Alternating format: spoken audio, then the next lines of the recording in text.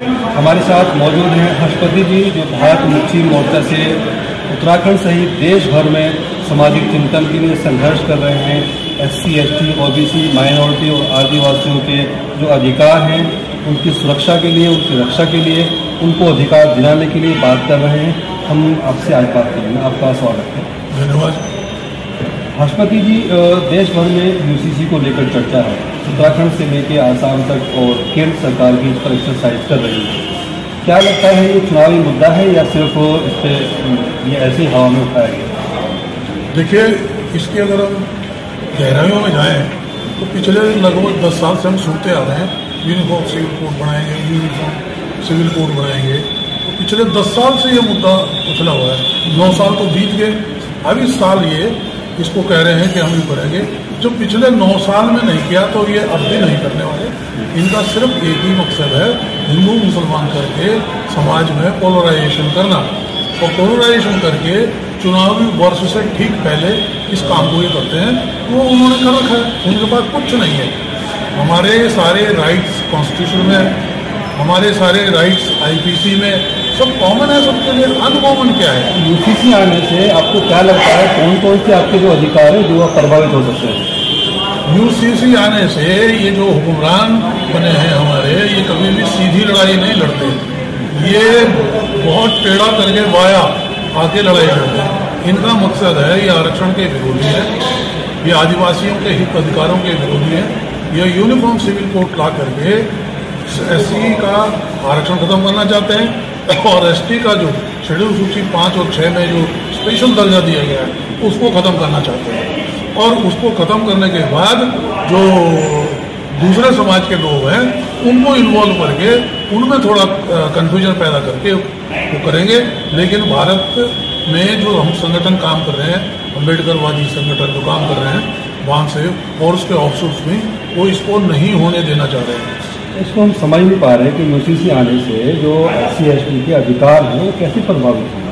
देखिए, आप समझाते हैं। ऐसा है कि वो ये जो कानून है यूनिफॉर्म सिविल कोड, वो SC, ST, OBC को हिंदू कह रही है, जबकि एट प्रेजेंट आपका संविधान उसको SC कह रहा है, उसको ST कह रहा है, OBC कह रहा है, हिंदू नहीं कह रहा है। हिंदू शब्द कहीं संविधान में है भी नहीं। हिंदू शब्द इनके धर्मशास्त्रों में भी कहीं नहीं है। हिंदू भारतीय भाषा का भी शब्द नहीं है। हिंदू ये पारसी भाषा का शब्द है। ये उस टाइम दिया गया था जब मुसलमान बादशाह यहाँ राज करते थे। यहाँ के हारे हुए लोगों को उन्होंने हिंदू का, तभी तो दयानंद सरस्वती ने लिखा, सत्यार्थ प्रकाश में आज भी मौजूद है, सत्यार्थ प्रकाश में लिखा कि हिंदू ये हमें मुसलमानों की दीन निकाली है, हम हिंदू नहीं है, हम आर्य हैं। और मुसलमानों के राज में इन्होंने ये कहकर जजिया टैक्स ले दिया ब्राह्मणों ने कि हम हिंदू नहीं, हम ब्राह्मण, हम पे लगी नहीं सकते। अब वो हिंदू व्यवस्था अब क्यों थोपना चाह रहे हैं हम पे? और अगर वो व्यवस्था हम पे थोप जाती है तो असल में छद्म रूप से तो ये हिंदू व्यवस्था का एक चादर है, असल में है ये ब्राह्मणी धर्म। उस ब्राह्मणी धर्म को थोप करके हिंदू राष्ट्र बना के ये हम पे मनुस्मृति लागू करना चाहते हैं। इसके पीछे छिपा एजेंडा है, और इसलिए समाज में ये सारी उथल पुथल और कन्फ्यूजन पैदा करके करना चाह रहे हैं। उद्देश्य यही है जिसको कि हम नहीं होने देना चाहिए, और हमको ये बात पकड़ में आ गई है, और इसके लिए हम सारे देश भर में आंदोलित हैं। ये मनुस्मृति लागू। UCC का हिंदू राष्ट्र से क्या संबंध है, मैं समझना चाहता हूँ। UCC से अगर इतने बड़े जो 75% है ना वो SC, ST, OBC, और इसके अंदर जो माइनॉरिटी है 10 मिला के हम 85 बोलते हैं ना, ये 85% लोगों का है। 85 की अभी 90-92 हो गए अभी। तो SC, ST, OBC को अगर हिंदू बना दिया इन्होंने, तो बाकी का इंटरप्रिटेशन तो वो करेंगे ना। वहाँ बैठे उनके सेक्रेटरी बैठे हैं, कोर्टों में जज बैठे हैं, आपके सामने का मुकदमा है, मस्जिद का मालिकाना हक का मुकदमा था, सारे कागजात मस्जिद वालों के पास, उनको दे दिया तो क्या कर ले? ऐसे ही कल अगर ये लागू कर दिया होगा तो हिंदू है, तो इसमें ये भी नहीं है, ये भी नहीं है, क्या कर लोगे? इसलिए इस स्टेज पे हम इसका विरोध कर रहे हैं। पूरे देश भर में भारत बंद की कॉल दी जाएगी।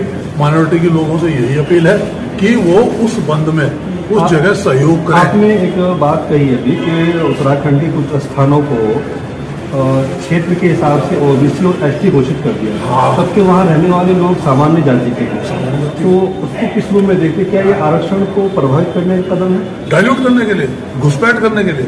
अभी देखिए ST कौन है? कॉन्स्टिट्यूशन सभा में संविधान सभा में डिटेल्ड डिस्कशन विचार हुआ कि शेड्यूल्ड कास्ट कौन है। तो अनुसूचित जाति बोला जो सामाजिक रूप से पिछड़ा, जो शैक्षणिक रूप से पिछड़ा और जिसके साथ अछूतपन का व्यवहार हो, वो अनुसूचित जाति एससी। जो शैक्षणिक रूप से पिछड़ा और सामाजिक रूप से पिछड़ा और जिसके ट्राइबल ट्रेडिशंस है, वो एसटी हो गया। जो सामाजिक रूप से और शैक्षणिक रूप से पिछड़ा वो ओबीसी हो गया। आर्थिक नहीं है कहीं भी, संविधान में डिसाइडेड है। अब ये जब तय है तो बताइए आप, जौनसार का ठाकुर ब्राह्मण सामाजिक रूप से पिछड़ा है, शैक्षणिक रूप से पिछड़ा है नहीं है ना, कर दिया। ऐसे ही आपका उत्तराखंड का ओबीसी ठाकुर और ब्राह्मण क्या सामाजिक रूप से पिछड़ा है, क्या शैक्षणिक रूप से पिछड़ा है, नहीं है, कर दिया। ऐसे तो ईडब्ल्यूएस को भी आरक्षण मिल रहा है। ये तो उनकी सरकार है ना, क्योंकि वो सत्ता में है। अभी तो कह रहे हैं कि एससी एसटी ओबीसी माइनॉरिटी मिल करके अब भारत की राजसत्ता पे जाओ लोकतंत्र व्यवस्था से, तब आप वहाँ कानून बनाओ ना। फिर ऐसे कानून नहीं बनेंगे, ये तो संविधान विरोधी कानून है। तो आपका ये कहना है कि जो एससी को आरक्षण है वो 11%, 15% है, और सामान्यों के लिए 51% आरक्षण है। सामान्यों के लिए क्या होना, उससे लगा लीजिए। अब उसमें उन्होंने हमारे टाइम पर ये दलील दी कि 50% से ज़्यादा नहीं होना चाहिए, तो अभी 10% एक्स्ट्रा कैसे कर दिया? तो जनेऊ आरक्षण हुआ ना, ये जनेऊधारों का आरक्षण है, उनका आरक्षण है। अगर तुम्हारी व्यवस्था ठीक होती तो ये गरीब होते ही ना, इसका मतलब तुम्हारी व्यवस्था ही खराब है। हमको तो कानून बना के गरीब बनाया, हमको कानून बना के अनपढ़ बनाया, कानून बना के अछूत बनाया। तो तुम पे तो कानून नहीं थे ना, तुमने सारे रास्ते खुले थे, तो तुम्हारे गरीब कहाँ से आ गए ये पूछ रहे हैं। फिर जब तुम्हारे गरीब आए उसमें तुम्हारा ही जो सिस्टम है, तुम्हारा ही जो व्यवस्था है वो ही डिफेक्टिव है, उसको बदलने की जरूरत है, उसको छोड़िए, हम उसको स्वीकार नहीं करते। हम ये बात शुरू की थी यूसीसी से। अब यूसीसी में 4 मुद्दों को लिया है उन्होंने। तो जो आपने एक बात कही है कि जो हमारा ट्राइबल्स को जो अधिकार है, ज़मीनों का जो अधिकार है, तो उसका डिस्ट्रीब्यूटर का बराबर करेगी सरकार, तो वो कैसे प्रभावित होंगे ट्राइब्स के? अगर आप स्टडी करेंगे संविधान की शेड्यूल सूची 5 और शेड्यूल सूची 6, उसमें क्लियर डिफाइंड है कि आदिवासियों की जो एरिया है उनका, उस पर वही मालिक है। उसके अलावा कोई दूसरा वो ना जमीन खरीद सकता है ना कुछ कर सकता है। उसको ट्राइबल काउंसिल की जो पंचायत है उसकी परमिशन की जरूरत है। और उसके हिसाब से जो जमीन है, अभी पता लगा कि उस जमीन के अंदर अथाह धन संपदा छुपी है, मैग्नीशियम, जिप्सियम, फलाना दुनिया, यहाँ तक कि तेल, आसाम में तो तेल भी है। वो यूसीसी से कैसे प्रभावित? वही कह रहे हैं ना आपको। अब अगर वो इफेक्टेड होते हैं, वो कोई जगह ले नहीं सकता है। यूसीसी अगर उनके ये राइट्स खत्म हो जाते हैं तो वो तो अंबानी अंडानी चले जाए, टाटा बिरला अंबानी अंडानी चले जाए, खुदाना शुरू हो जाएगा। नहीं, वो तो ये कह रहे हैं कि जो आपकी संपत्ति है उस संपत्ति का बंटवारा आप ही के वारिसों में बराबर होगा। बंटवारा नहीं होना, उसमें ट्राइबल काउंसिल से परमिशन लेकर के जो भी आप वहाँ कमाई कर रहे हैं उसकी रॉयल्टी दीजिए उनको। तो अभी भी लागू कर रहे हैं, ये रॉयल्टी नहीं देना चाह रहे हैं। अभी वहाँ क्या करते हैं कि उस एरिया को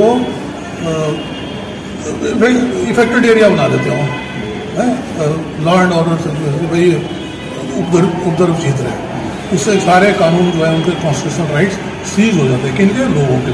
पकड़ के जेल में बंद कर दो, पकड़ के अंदर कर दो, सालों से बंद है।